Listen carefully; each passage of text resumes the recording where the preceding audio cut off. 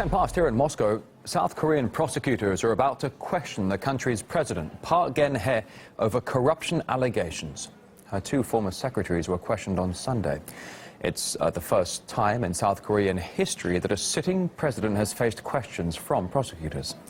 It was revealed last month the president allowed her friend, who doesn't occupy an official post, to manipulate power and meddle in political affairs.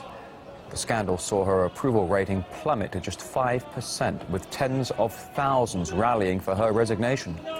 Now, South Korea is one of Washington's key partners in the Asia-Pacific, particularly with the Pentagon's plans to base 60% of all of its naval assets in that region by 2020. However, for some time, relations between the countries have been strained, as Ilya Petrenko now explains. Obama was a big fan of the Asia pivot. The United States is and always will be a Pacific nation.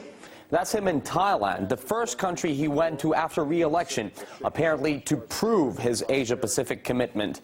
Well, there's about to be a new guy in the White House soon. So what's Obama leaving behind in this part of the world, Southeastern Asia? America's got a bunch of allies in the region. South Korea is one of the main ones. Now look at what many Koreans have been up to lately.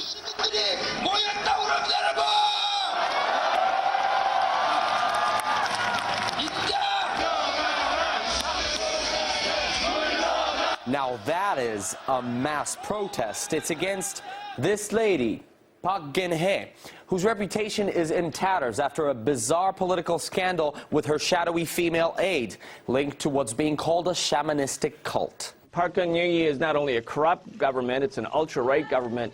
It's seen in Korea as an extension of American power. In fact, it's a puppet of the United States. Now her approval rating is about 5%. I don't see how she survives. Accusations of corruption, allowing a dodgy friend to meddle in state affairs. The position Park Geun-hye finds herself in really casts a shadow on the decisions she made as president.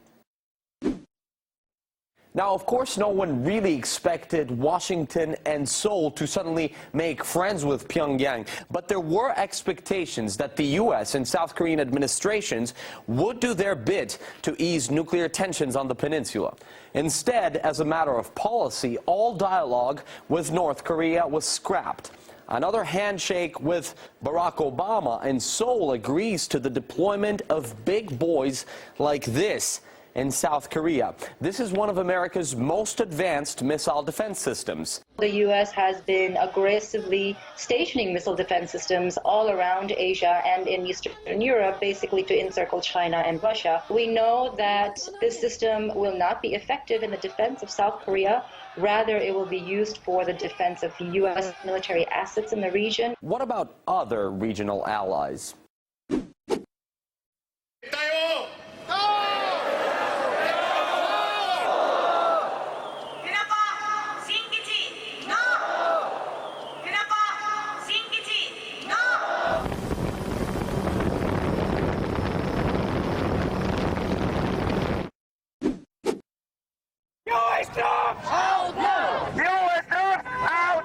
You probably recognize this man's face if you've turned on the TV in the last couple of months. The new president of the Philippines, Rodrigo Duterte. Listening to the stuff he's been saying about the American president lately was as shocking as seeing these images from anti-American protests in his country. Murahin kita dyan sa forum na yan. I announce my separation from the United States. These last words were said in Beijing. It's in the Chinese capital also that we saw the Malaysian president 2 weeks ago as his friendship with the U.S. government soured. And so really analysts have begun counting how many allies are turning their back on Washington. This idea that people are turning away from the United States and turning to China, I think, is just not borne out by the facts. It's completely borne out by the facts. Name them.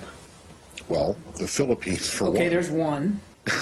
Well, you just said that it wasn't true. Thailand, Malaysia, as we've just seen. Okay, so we have 2 or 3, 4, whatever. There's a lot of nations in the Asia-Pacific region. There's My only point is 10 that this there's idea only that there's 10 some in sort of... ASEAN. I think the Asia pivot is in shambles. It really upsets the apple cart for the United States. Asia is the most dynamic place in the world. So the Asia pivot was supposed to get the United States back in the game. The policy has failed because people of the region say, hey, we don't want to be part of that kind of Asia pivot. Mutual respect, yes. Equality, yes. But we don't want to be against China. So how would you rate Barack Obama's Asia pivot? My call, it's not something he's going to stick on his list of successes.